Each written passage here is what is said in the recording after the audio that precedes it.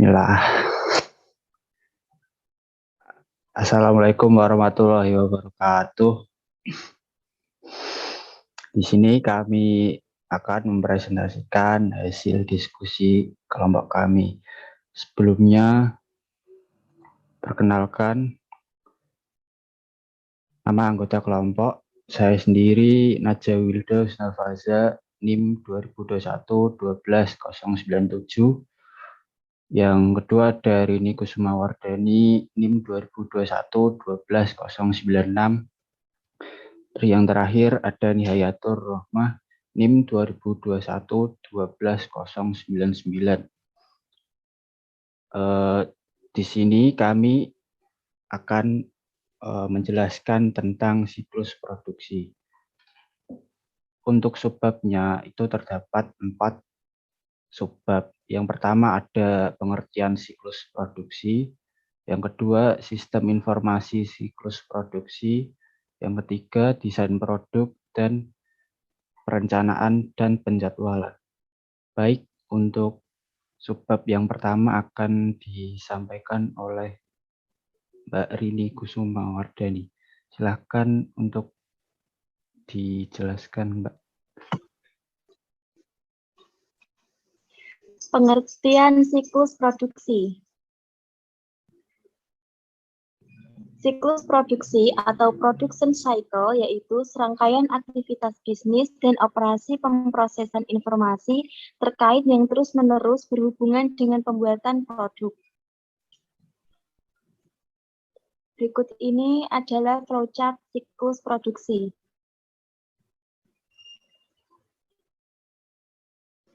Pada flowchart siklus produksi, menunjukkan bagaimana siklus produksi dihubungkan dengan subsistem lain dalam sistem informasi. Pada siklus pendapatan menyediakan informasi berupa pesanan pelanggan dan perkiraan penjualan untuk merencanakan tingkat produksi dan persediaan. Sebagai balasannya, siklus produksi mengirimkan barang jadi yang telah diproduksi dan tersedia untuk dijual ke siklus pendapatan. Informasi mengenai kebutuhan bahan baku dikirim ke siklus pengeluaran dalam bentuk permintaan pembelian. Sebagai balasannya, siklus pengeluaran menyediakan informasi mengenai perolehan bahan baku dan pengeluaran lain yang dimasukkan ke overhead pabrik. Informasi mengenai kebutuhan tenaga kerja dikirim ke siklus sumber daya manusia. Sebagai balasannya, siklus SDM menyediakan data mengenai biaya dan ketersediaan tenaga kerja. Terakhir, informasi mengenai harga pokok produksi dikirim ke sistem buku besar dan pelaporan, yang kemudian seluruh data pada siklus produksi dikirim ke manajemen perusahaan dalam bentuk laporan. Subbab yang kedua yaitu sistem informasi yang terdiri dari 2 subbab. Yang pertama yaitu proses. Departemen Teknik tanggung jawab untuk mengembangkan spesifikasi produk. File daftar bahan baku menyimpan informasi mengenai komponen produk dan file daftar operasi berisi informasi mengenai pembuatan tiap produk. Departemen Teknik juga mengakses buku besar dan file persediaan untuk informasi mengenai perkiraan penjualan dan pesanan pelanggan. Departemen Perencanaan Produksi menggunakan informasi itu dan data tingkat persediaan saat ini untuk mengembangkan jadwal induk produksi dan membuat catatan baru dalam file pesanan produksi untuk mengotorisasi produksi barang tertentu. Pada waktu yang sama, catatan baru ditambahkan pada file baru untuk mengakumulasi data biaya. Permintaan bahan baku dikirim ke Departemen Persediaan untuk mengotorisasi pengeluaran bahan baku. Antarmuka Komputer Integrated Manufacturing atau CIM mengirimkan instruksi detail ke stasiun kerja pabrik, sekaligus mengumpulkan data biaya operasional yang digunakan untuk memperbarui file barang dalam proses dan pesanan produksi masing-masing. Selanjutnya akan dijelaskan oleh teman saya.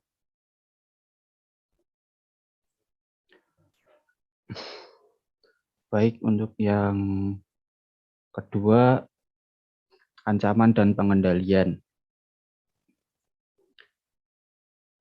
Aktivitas siklus produksi tergantung berisi pada aktivitas siklus produksi tergantung pada perbaruan database yang terintegrasi berisi data induk mengenai spesifikasi produk dan persediaan. Sehingga ada resiko data induk tidak akurat yang mengakibatkan pembiayaan produk dan penilaian persediaan tidak tepat. Kegagalan pembuatan barang jadi secara tepat waktu, kehilangan atau perubahan data produksi, serta produk didesain dengan buruk. Dengan ancaman tersebut, perlu menerapkan pengendalian akses dan pemisahan tugas yang sesuai menggunakan controller atau CFO. Pengendalian akses berbasis lokasi pada perangkat, mengurangi kemungkinan penghapusan tidak disengaja dari file penting.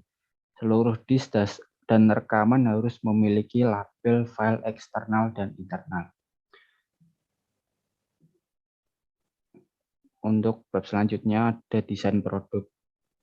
Langkah pertama pada siklus produksi adalah desain produk untuk menciptakan produk yang memenuhi kebutuhan pelanggan dari segi kualitas, daya tahan, dan fungsionalitas, sementara secara simultan meminimalkan biaya produksi.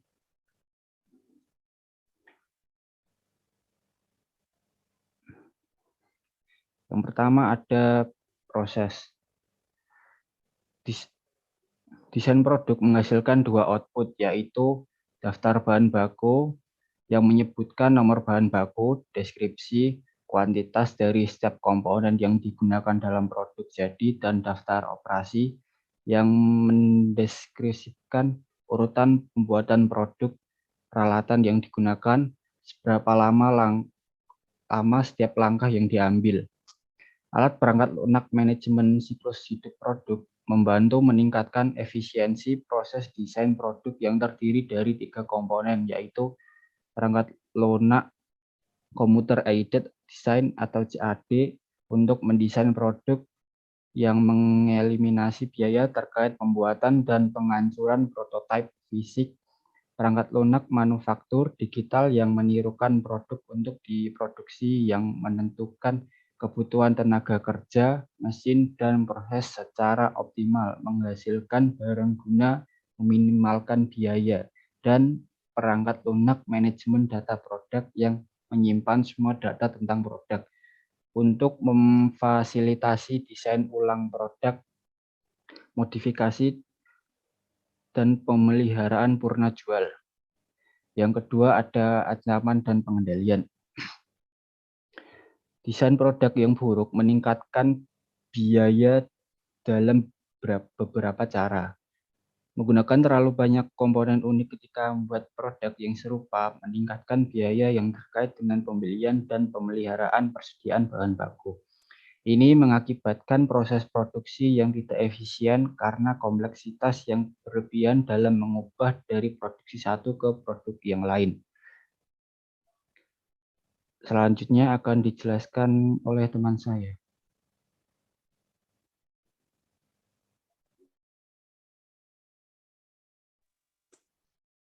Perencanaan dan penjadwalan.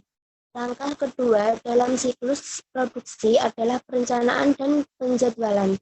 Tujuannya adalah untuk mengembangkan rencana produksi yang cukup efisien untuk memenuhi pesanan yang ada dan mengantisipasi permintaan jangka pendek, sekaligus meminimalkan persediaan bahan baku dan barang jadi.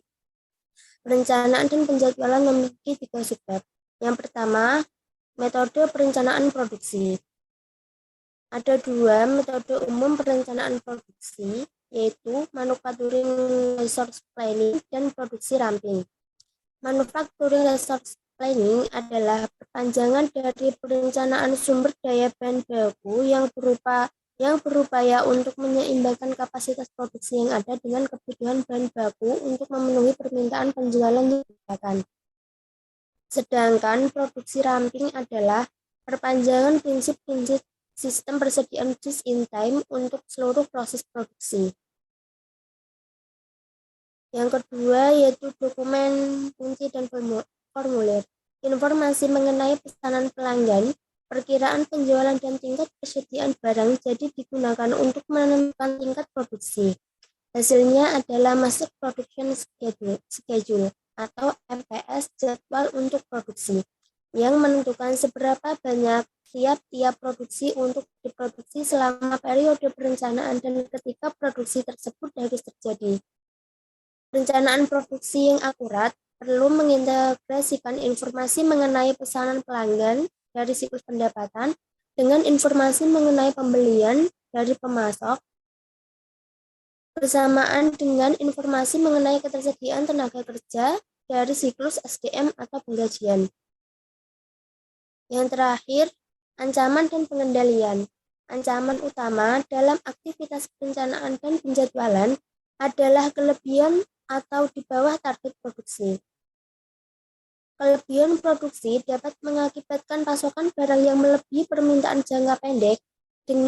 Dengan demikian, dapat menciptakan masalah arus kas potensial karena sumber daya terikat dalam persediaan. Sistem perencanaan produksi atau pengendalian dapat mengurangi resiko dan kelebihan dan di bawah target produksi. Persetujuan dan otorisasi yang sesuai dengan pesanan produksi adalah pengendalian lain untuk mencegah kelebihan atau di bawah target produksi atas barang-barang tertentu.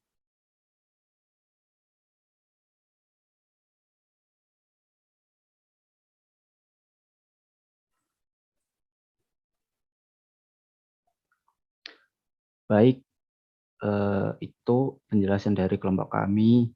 Kami mohon maaf jika terdapat salah kata. Wassalamualaikum warahmatullahi wabarakatuh. Makasih semuanya.